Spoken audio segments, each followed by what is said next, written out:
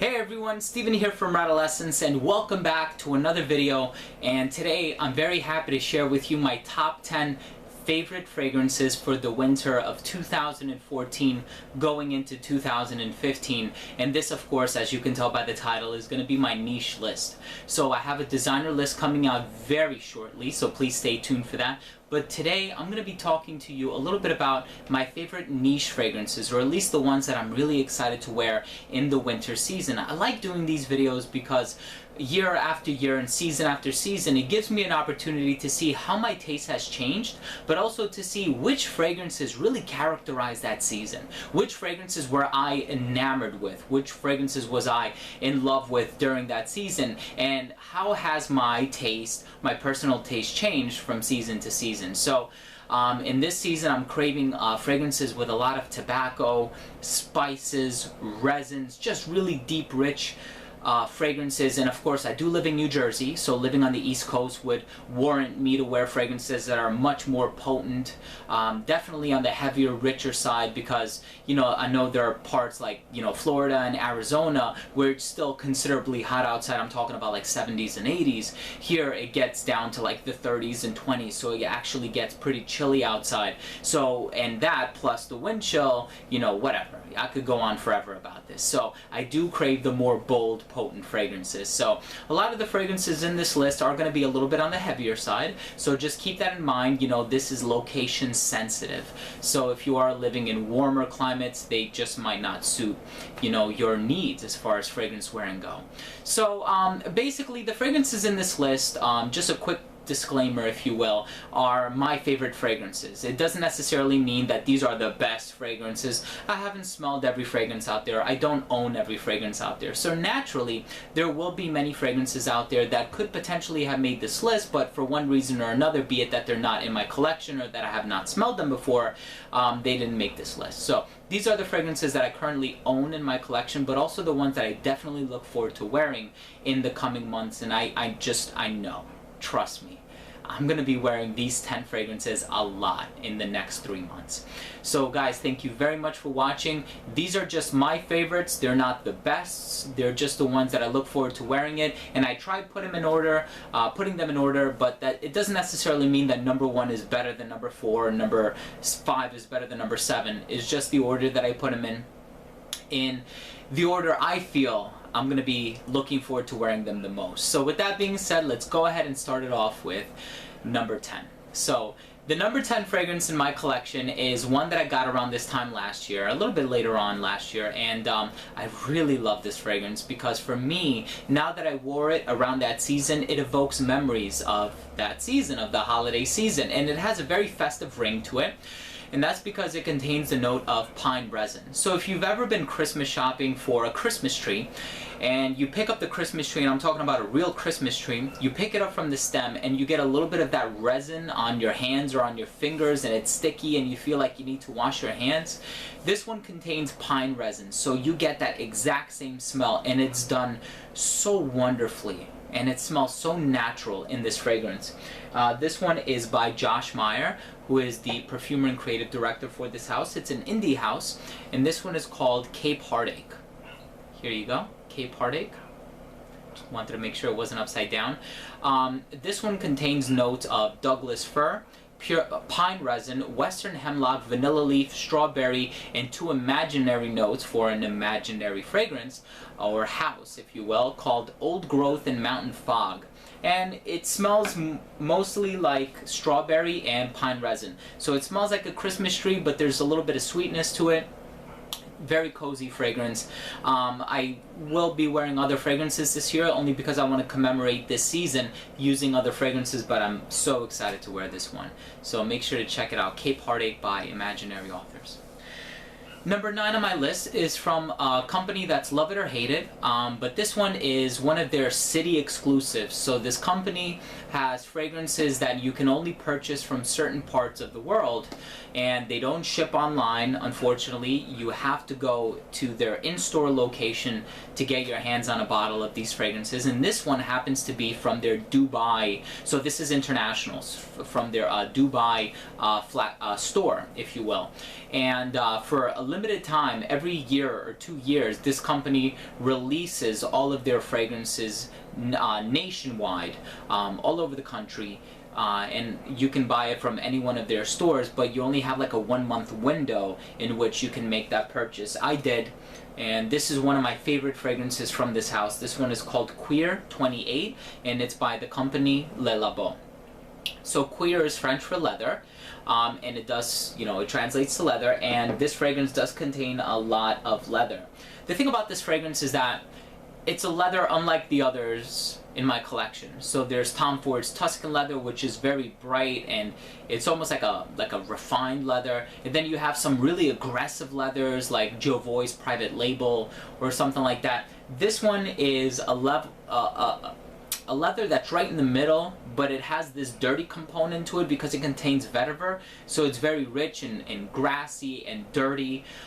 This is the perfect leather, and it wears so well on your skin when you go out there and you wear like a leather jacket or a faux leather jacket like I do, and you can't tell if it's coming from the jacket or if it's coming from your skin, but there's that added component to it with the vetiver and the other dirty components that make it smell aggressive, but at the same time it's undeniably masculine, and I just think it's sexy. I think this is a great fragrance. I can't wait to wear it more.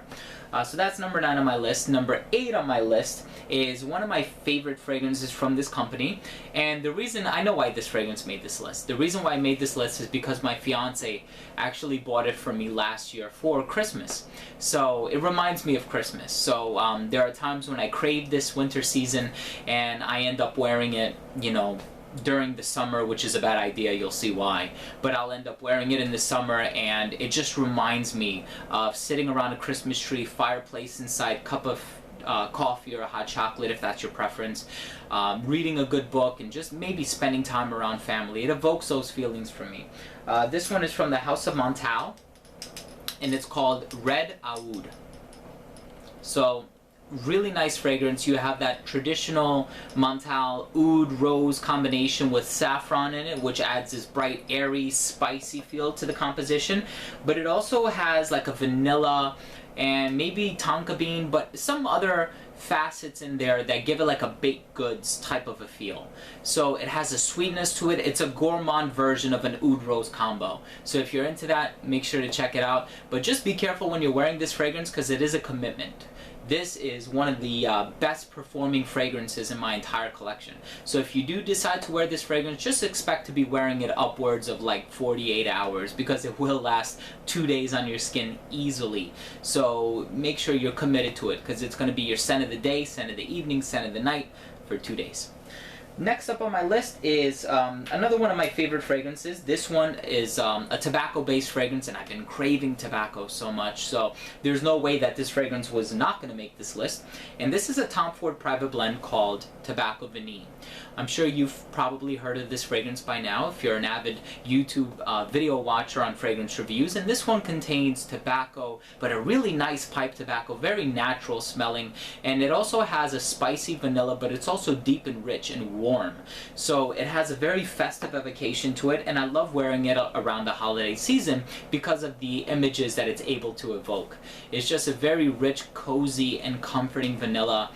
People will start to get closer to you when you wear it, and it also happens to be a high compliment getter. So if you're looking for compliments, but at the same time you want to be put in that frame of mind, this is one of the best fragrances for which you can reach. So number 10, 9, 8, number 7 on my list, Tobacco Vinnie by Tom Ford, part of the private blend. And now we have number 6 on my list. This is from one of the most expensive companies whose fragrances I happen to own, or some of their fragrances, and this one I think goes for around $230. They have a few different collections, and this is from a collection called Join the Club. And this fragrance happens to be one of my favorites because I don't have any other fragrance in my collection, nor have I come across any other fragrances in the designer realm or in the inexpensive realm that happen to smell the way that this one does. So just, guilt by association, if you will, I think that this fragrance does actually cost a lot of money to make, and the ingredients are superb. So this one is by Xerjoff, and it's called More Than Words. just like the song, More Than Words. So this one is, it does smell like a few other fragrances now that I think about it. It smells like Rose d'Arabie by Armani, part of the their private line or their Privé line. And it also smells like Bodicea the Victorious Imperial. This is my favorite of the three. I don't own the other two, but from the wearings that I've given them, this is my favorite of the three. This is a very rich patchouli with rose, vanilla, a lot of labdanum, more labdanum than vanilla, both of which are used in a combination to create an amber accord. So it has an ambery dry down, but it has a spicy introduction with vanilla, labdanum, variety of other resins, probably even benzoin, and it dries down to this rosy, sensual, sweet, seductive fragrance. And this was actually my second most complimented fragrance ever in my collection, hence the reason why I made my list at number 2. And I continue to get compliments wearing this one. I actually just got a compliment on this a couple days ago. I was walking down the block wearing this fragrance, and the guy working at a car mechanic right by my house stopped me and he goes, "Listen, you have to tell me what that cologne is that you're wearing." And I wrote it down for him, and then when I told him the price, he was like, "Ah, never mind," so whatever. But anyway, get a lot of compliments on it. More Than Words by Xerjoff, part of the Join the Club collection. So here it is. These are my top 5 favorite fragrances in my collection. Super excited to be sharing this list with you. So thank you so much for watching. I hope you're enjoying the list, and I hope you go out there and give these fragrances a try. Give them a sample. Number 5 on my list, and we'll begin to detect the pattern here, is also from the house of Imaginary Authors. This is their more recent release. This one has a very smoky appeal to it because it contains cade oil, and it comes across not necessarily smelling like something is burning, like birch tar, even though I think there may be a little bit of birch tar in here, but I think it's mostly cade oil, and it's the reason why this fragrance, or why the juice is so dark. This one is called A City on Fire. So again, if you can imagine a city burning down into flames, it has this matchstick accord to it, and I don't know if you can tell by looking at the side of the bottle, but the juice, the liquid inside, is actually a very dark color. Here's the name of the fragrance, A City on Fire, and this fragrance contains notes of cade oil, spikenard, cardamom, clearwood, dark berries, labdanum, and the imaginary note of burnt match. This is a smoky smelling fragrance with a very sophisticated appeal to it.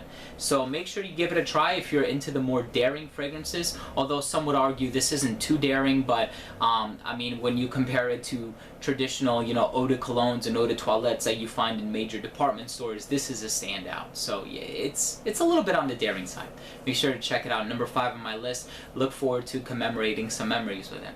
Number 4 on my list is a fragrance by Le Labo. So these two houses did particularly well in this top 10, or at least this season. And this is yet another city exclusive. I believe this is exclusive to London. And I remember this is one of the first ones that I've ever smelled, because when I first walked into their store, I inquired about it. And the lady told me, "Yeah, we have a bottle in our fridge. I can let you smell it, but I can't let you buy it." And I was so disappointed, but that day I promised myself that when it did become available again, I would commit myself to making a full bottle purchase, and finally I did. I'm really excited to have it in my collection now. And this one from the house of Le Labo, once again, and it is their London City exclusive. It's called Poivre 23. The two major notes in this fragrance are pepper, which is what poivre translates into, excuse me, and the other major dominant note is benzoin resin. So it has a vanillic smell with a smoky / medicinal overtone.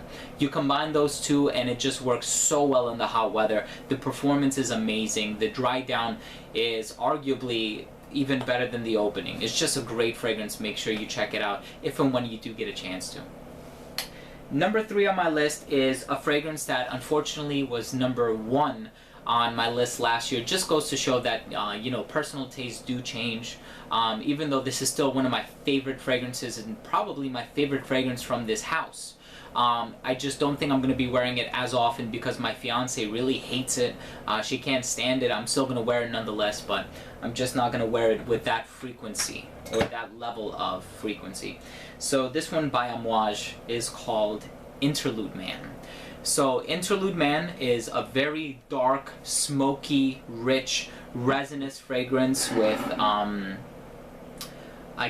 forget which resins are in here, but it definitely has a smoky introduction, and it almost has like a warm, sweet dry down with like resins and vanilla.